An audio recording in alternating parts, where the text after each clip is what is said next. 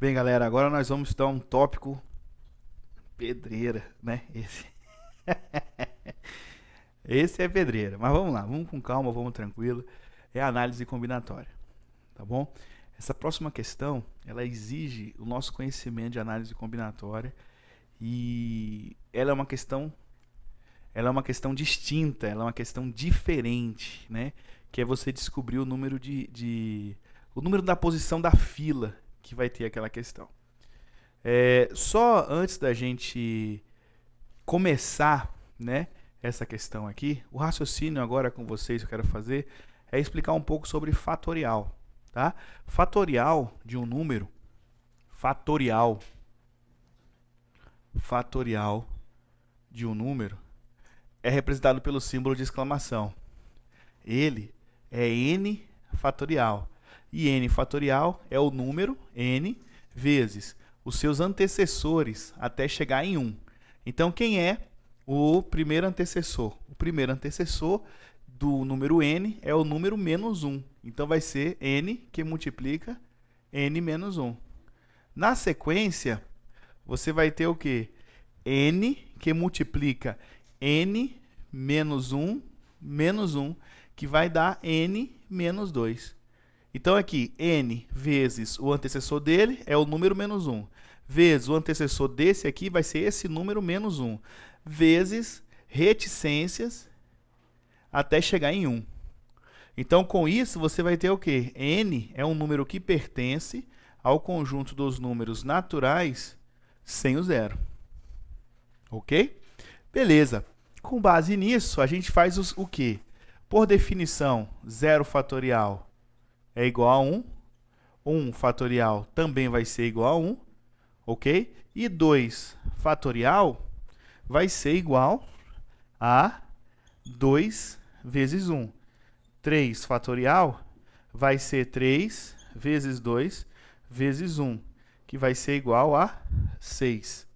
4 fatorial vai ser 4 vezes 3 vezes 2 vezes 1, que vai dar 24. A título apenas de treinamento, né, eu gostaria que vocês fizessem do 5 fatorial até o 10 fatorial. Ok? Então, nesse momento aí, você dá uma pausa e vai fazendo. Para você não ter dúvida, eu só vou fazer o 5 fatorial para você entender.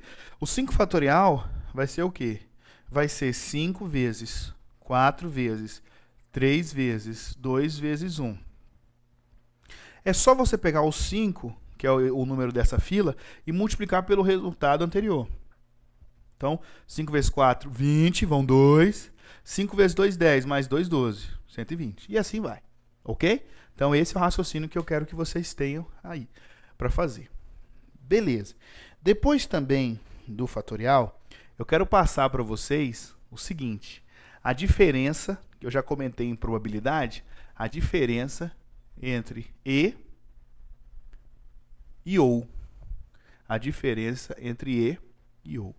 E significa multiplicação e ou significa adição. É importantíssimo vocês entenderem esse raciocínio. É importantíssimo vocês entenderem isso. Ok? Então, assim, o ele representa simultaneidade, ele representa que aquela situação vai ocorrer junto com as demais, vai ocorrer simultâneo. E o ou, ele representa o quê? Que aquela situação vai acontecer, ou aquela outra vai acontecer, ou aquela outra. Quer dizer, elas não vão acontecer simultâneas. Ok? Beleza. Então, só para ficar mais tranquilo, para vocês entenderem o raciocínio, é o seguinte. Imagina que eu tenho aqui os algarismos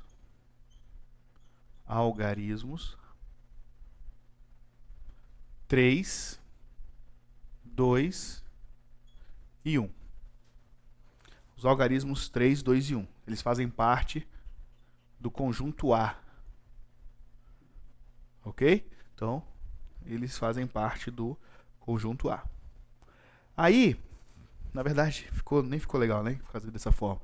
Coloca assim, 1, 2 e 3, né? Ficou meio sem lógica fazer isso aqui. 1, 2 e 3. Aí a gente coloca assim, ó. Quantos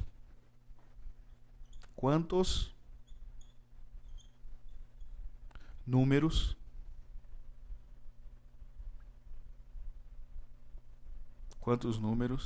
de 3 algarismos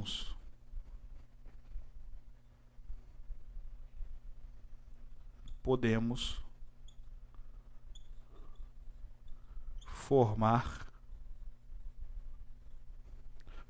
formar com os elementos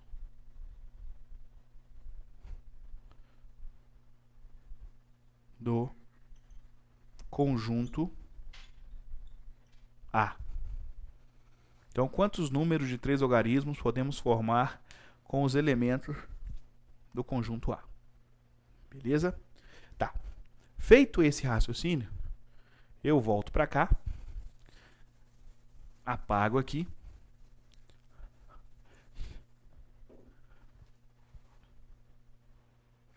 e coloco 3 casinhas.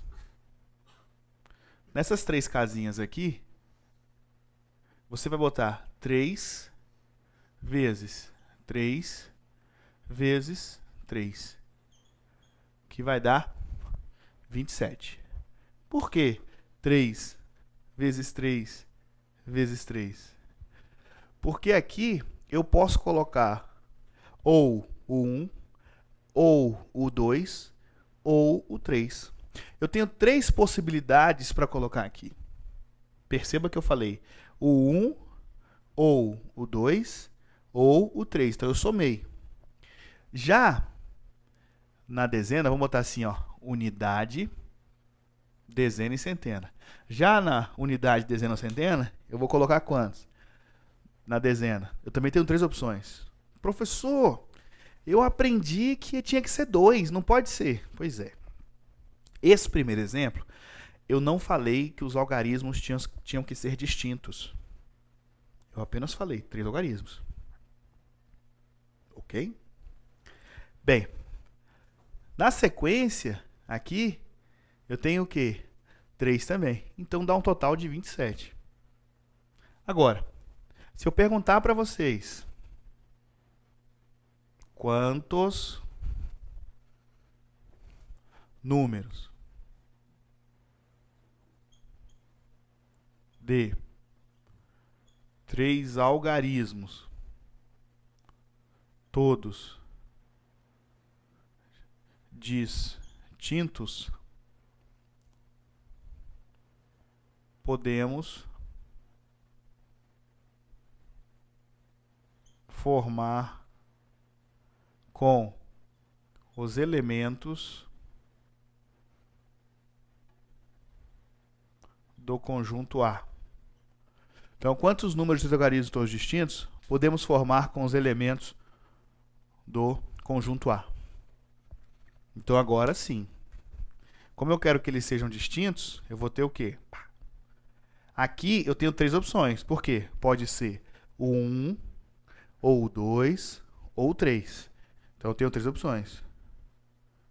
Perceba que eu multiplico aqui, daqui para cá, porque eu quero formar o número de 3 algarismos. Por exemplo, o número 123. Então, eu vou juntar eles ao mesmo tempo. É simultâneo o raciocínio. Ok? Então, aqui a gente faz o quê? Para cá eu tenho 2 opções, porque pode ser... Vamos supor que aqui eu coloquei o 1, sobraram 2 opções para cá. Vamos supor que eu coloquei o 2, sobraram apenas uma opção para cá, que é o 3, porque são distintos.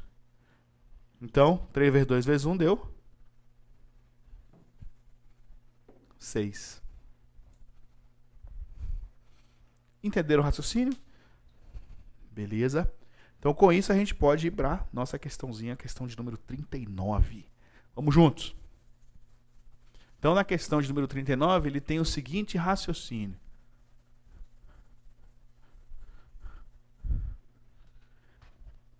O setor de recursos humanos de uma empresa vai realizar uma entrevista com 120 candidatos a uma vaga de contador.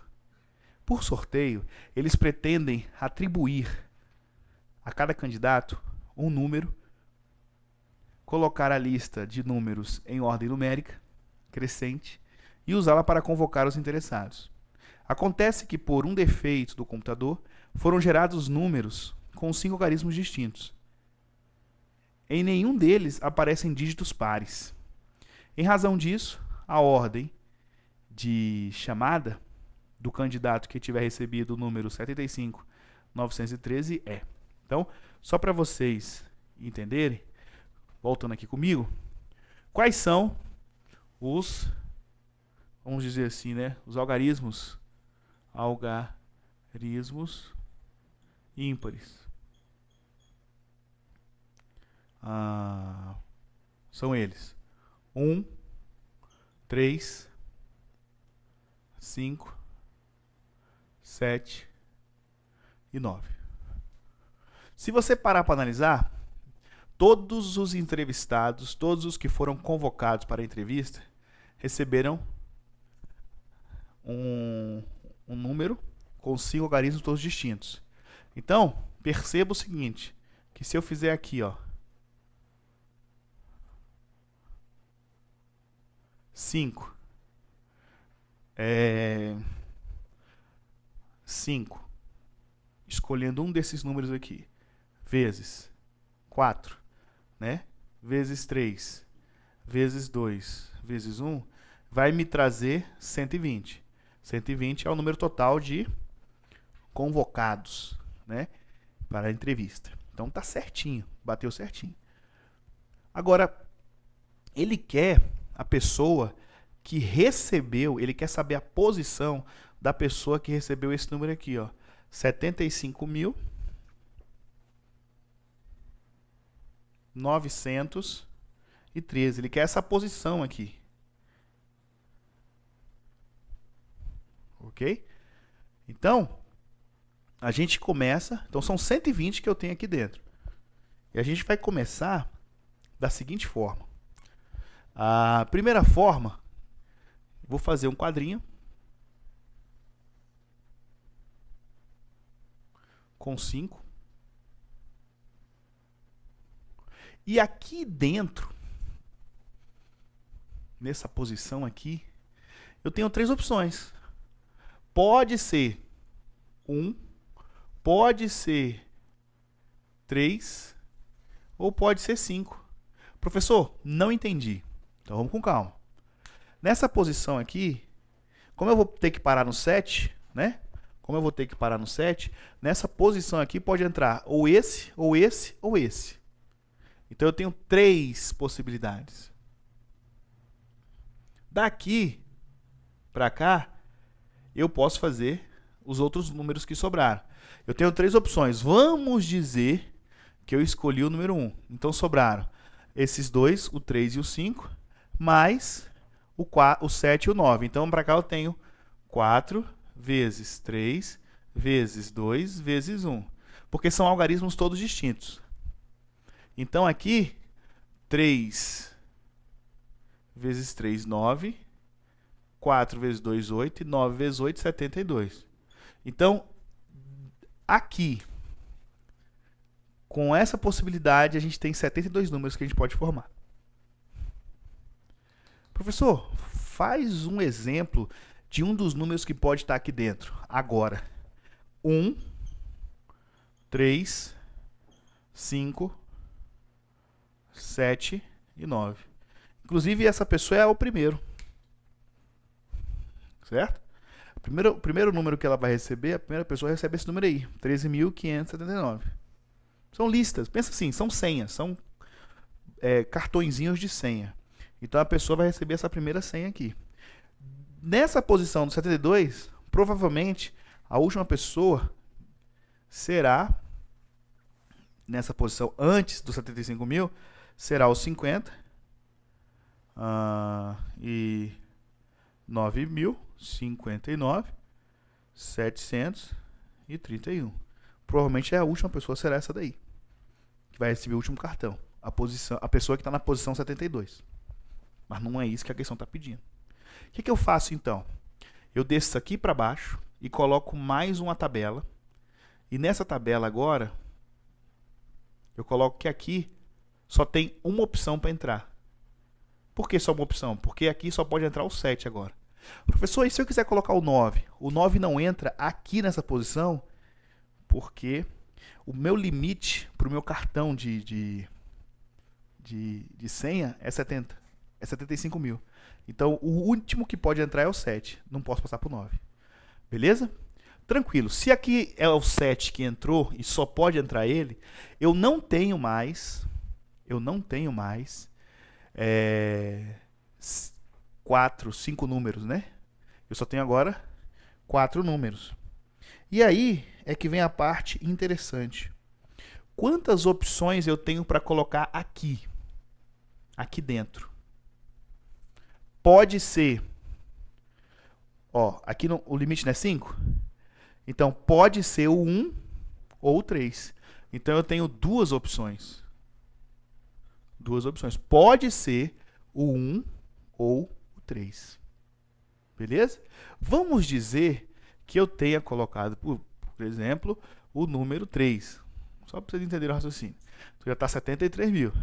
Então, dali para frente, se eu coloquei o 7 e o 3, ó, se eu coloquei o 7 e o 3, só tenho 3 opções. Então, aqui é 2 vezes 3 vezes 2 vezes 1. 2 vezes 3 vezes 2 vezes 1. E dá quanto esse cálculo aqui? 12. Então, aqui, na posição de 73 mil, né, vamos dizer assim, a última possibilidade vai estar aqui com 12 pessoas já. Beleza. Vamos partir. Aqui eu posso colocar o 1. Deixa eu botar em vermelho aqui para vocês entenderem. São duas opções aqui, porque eu posso colocar o 1 ou o 3. O 1 ou... Ali é um ou, tá? Ficou apertado aqui. Beleza. 1 ou 3. Já aqui, fazendo aqui novamente...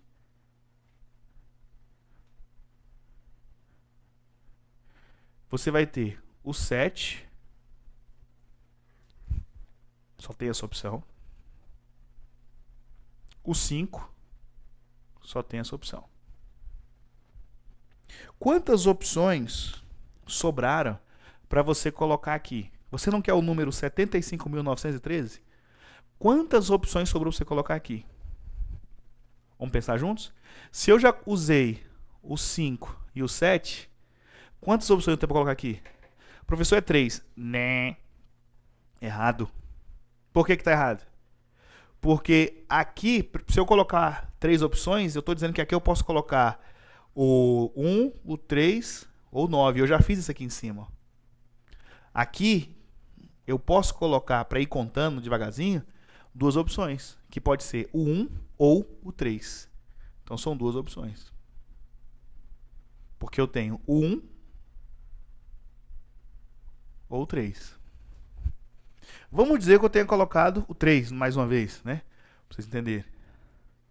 Então ficou 75.300 alguma coisa.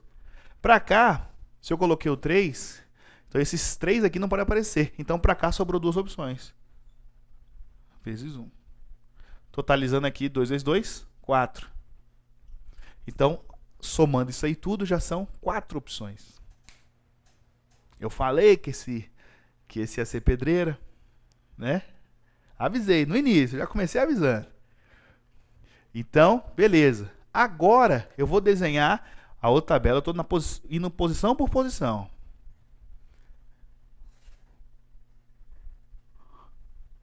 Então, aqui. Eu já tenho aqui o 7, aqui o 5 e, por último, o 9. Então, só tem uma opção aqui, uma opção aqui, uma opção aqui. E aí, gente, eu não posso nem dar essas 2 opções, né?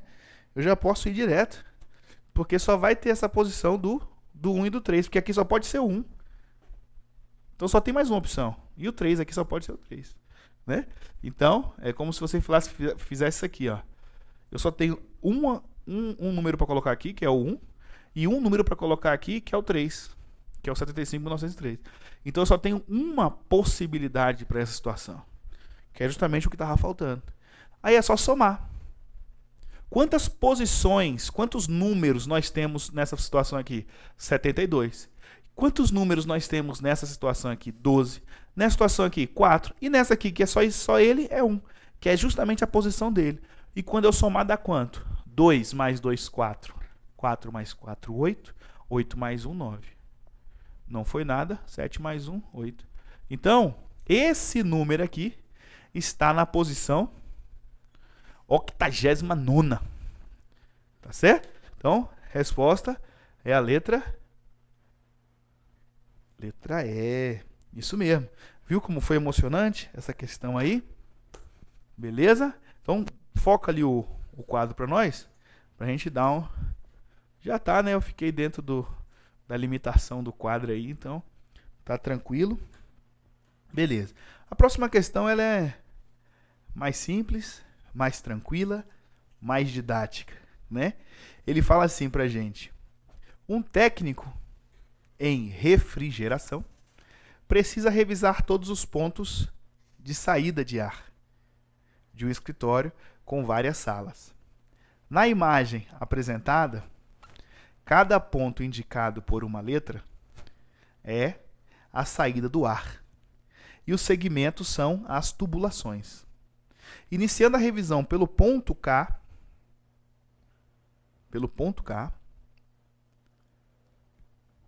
e terminando no ponto F, sem passar mais de uma vez por cada ponto, o caminho será passando pelos pontos. Essa questão realmente assim, ela é bem mais tranquila, né? Ela exige da gente um raciocínio, mas começando, observa comigo, gente, começando na letra K. Isso aqui eu vou tirar o direito de não escrever, né? Não passar para o quadro. Começando na letra K, você sobe para a letra L. Pensa, faz uma setinha para cima, né? E você sobe para a letra L. Na sequência,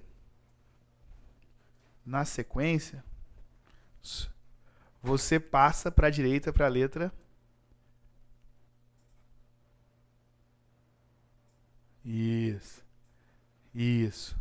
Passa para a letra L. Depois você passa da letra L para a letra G. Isso, a gente está aqui desenhando aqui, né? Depois da letra G, a gente passa para a letra I. Descendo, a gente desce. Isso. Daí, a gente parte para J. E da J, a gente vai para H.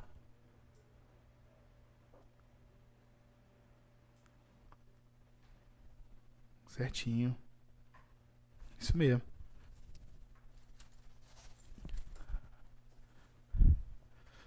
E da H, a gente termina na F.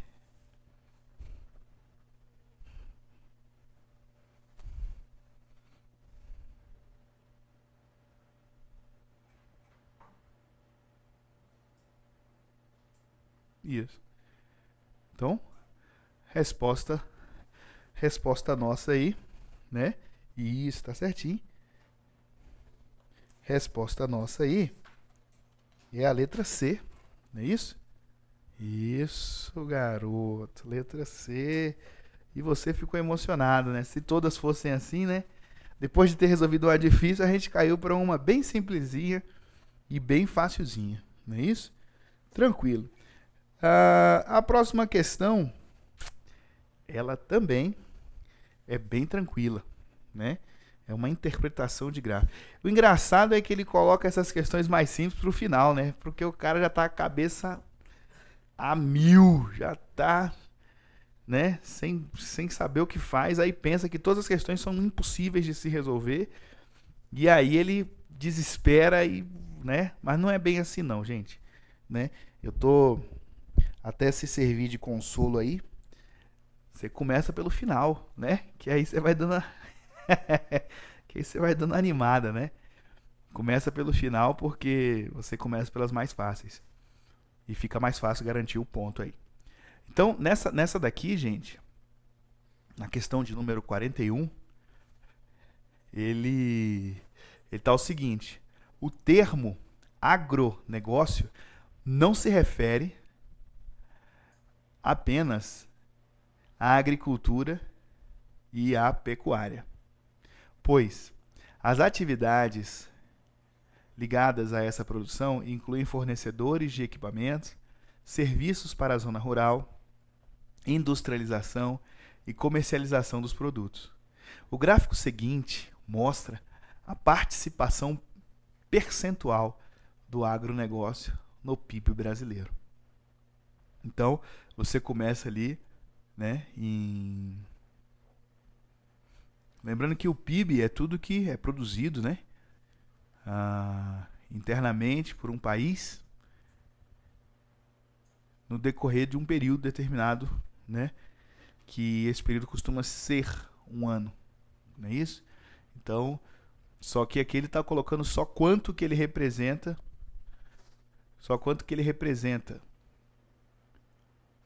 da produção do PIB do ano. Então, se no ano de 1996 o que foi produzido foi 100%, a agricultura e a pecuária representam de 100% 21%. Entenderam o raciocínio?